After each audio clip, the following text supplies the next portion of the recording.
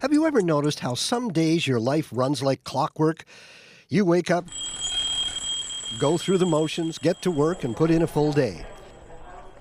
And in that day, you divide it up even further with lunch, and if you're lucky, a break or two. Maybe you even have daily routines in how you tackle your work. Or not. Sometimes you can be out of sync. But what if we could maximize the time in our days by taking advantage of the effects that our natural daily rhythms have on our brains? After all, we always hear timing is everything.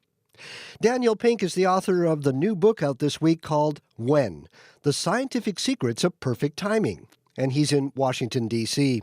Mr. Pink, welcome to Quirks and Quarks. It is great to be here, Bob. Thanks for having me. Now, in your book, you describe a place called the Hospital of Doom. What kind of a hospital is that? It's a very dangerous hospital. Here's what happens in that hospital. Anesthesia errors are 4 times more likely than they are at other hospitals. Nurses much less likely to wash their hands. Physicians treating patients much more likely to prescribe unnecessary antibiotics. Endoscopists performing colonoscopies find only half as many polyps in routine colonoscopies. And this hospital, though, is a place of sorts. It's really what happens in hospitals in the afternoons.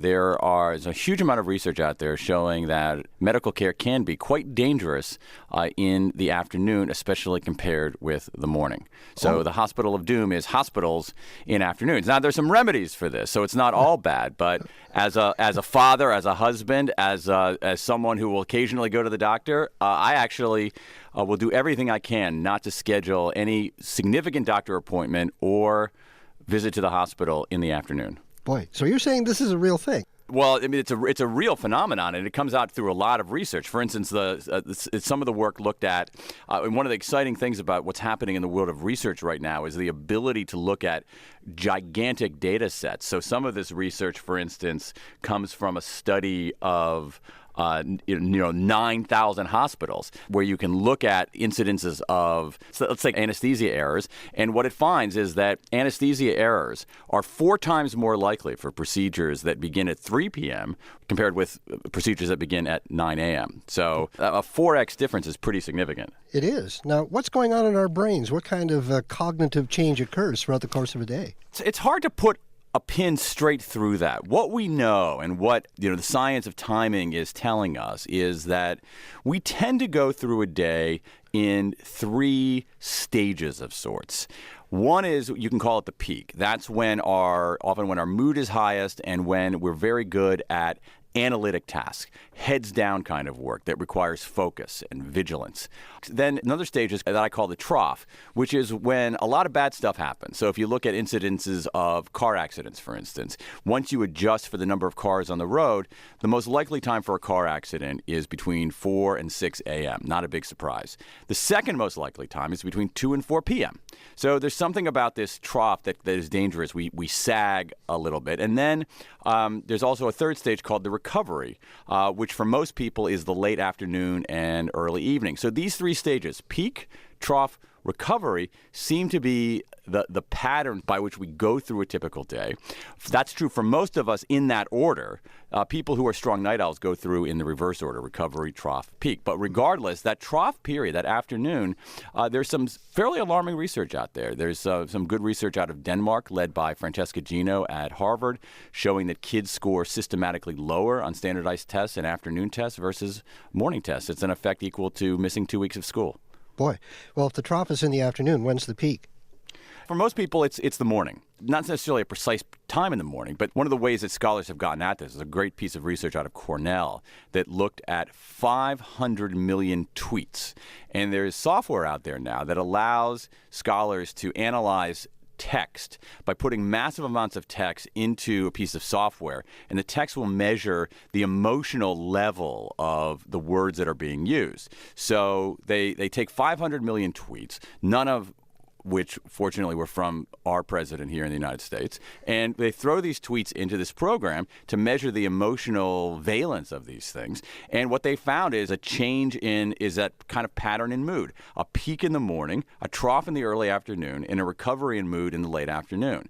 And these kinds of patterns of mood have a distinct effect on performance. They have a distinct effect in many domains of life. We've talked about healthcare. We've talked about education. You see it also in our judicial system. There's interesting experimental evidence showing that jurors are more likely to resort to racial stereotypes in afternoon deliberations than in morning deliberations.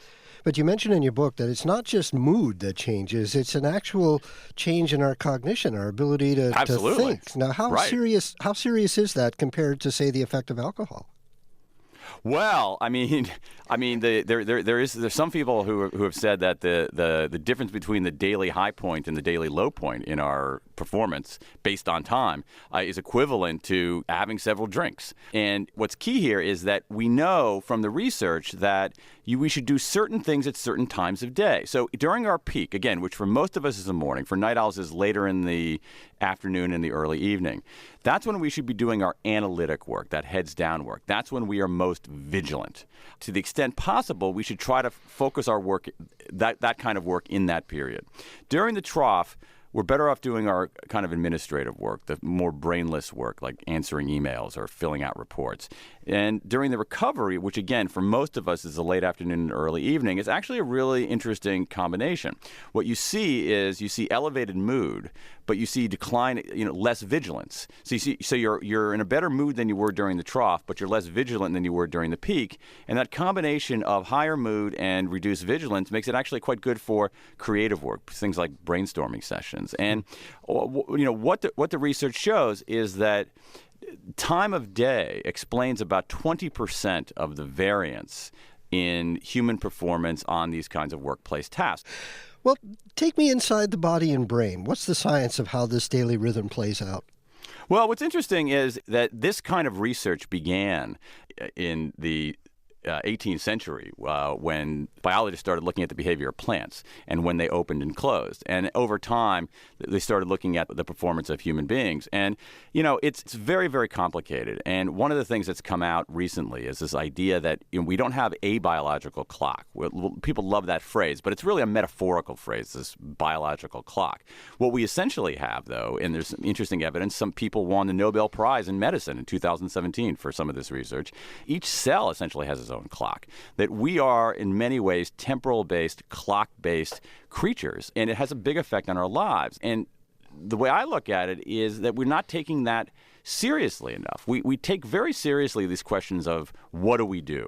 We take seriously these questions of how we're going to do it. We take seriously these questions of who we're going to do it with. But we relegate these questions of when to second-order questions, third-order questions, and they really matter a lot. Now, the good news here is that there's a remedy that we know about that can mitigate some of the damage, and that remedy is very simple. It's taking breaks, taking more breaks, and taking certain kinds of breaks. Take me through that. What kind of breaks are you talking about? 15 years ago, in certain workplace cultures, people would come into the office and say, I only got 2 hours of sleep last night. I pulled an all-nighter. And, we'd look at them as heroes. They were the people who were really devoted, who were tough, who were committed.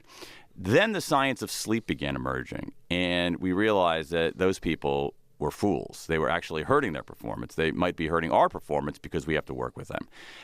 To my mind, the science of breaks is where the science of sleep was 15 years ago, that it's about to break through the surface. What it's showing is that breaks matter significantly in our mood and our performance, particularly during that trough period. And we also know some of the design principles of effective breaks. We know that it's better to do something rather than nothing.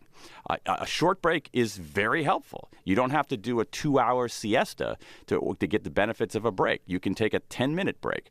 We know, and there's a huge amount of research, and I think your listeners probably know a lot of this. There's great research showing it's important to move rather than be sedentary during those breaks. There's some powerful research showing the effects of being exposed to nature, that nature ends up being restorative and replenishing in a way that that for me really blew me away.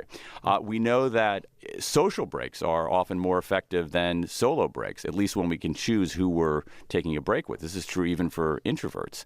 And we know, and this is important in our world where everybody is looking at their phone or listening to a podcast all day long, that semi-detached is not as good as fully detached. You need to fully detach. So in some ways, the platonic ideal of a break would be to take a 10-minute, 15-minute break, go for a walk outside with somebody you like. And we tend to think of breaks as a deviation from performance, but in fact, they're actually part of performance. And I had it reversed in my own life. I always thought, amateurs take breaks and pros don't, but it's the exact opposite.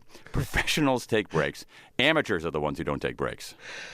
Now, some people don't have the option, though, to rearrange their day or even take breaks in some cases. I'm thinking of that scary hospital of doom you talked about earlier, because real lives are at stake there. You know, a case comes in the afternoon, they have to deal with it. Absolutely. So how do they get through that afternoon slump?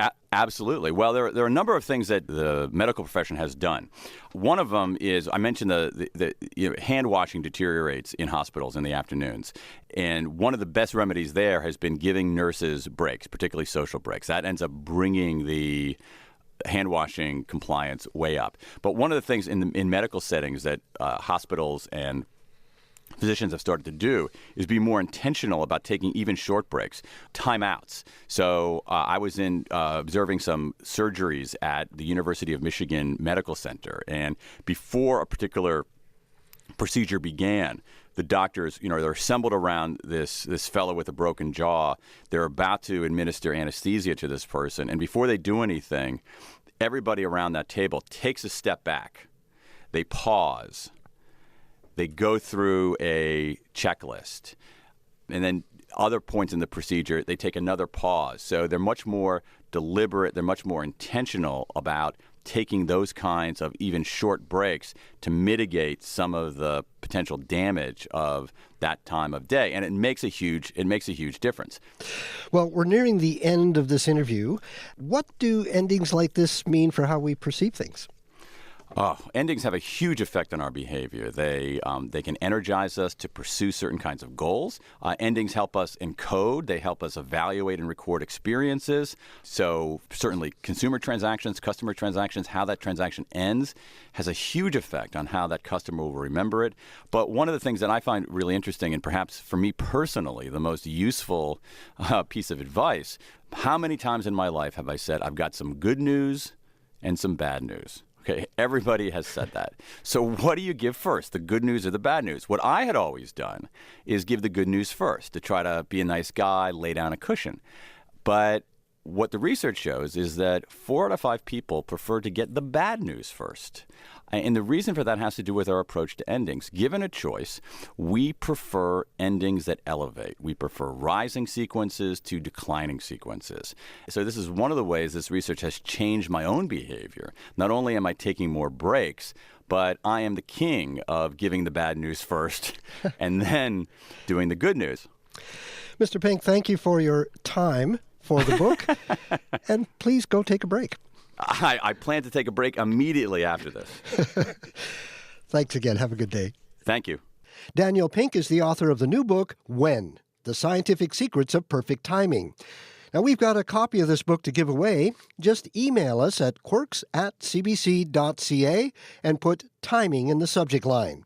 One person will be picked at random to get a copy.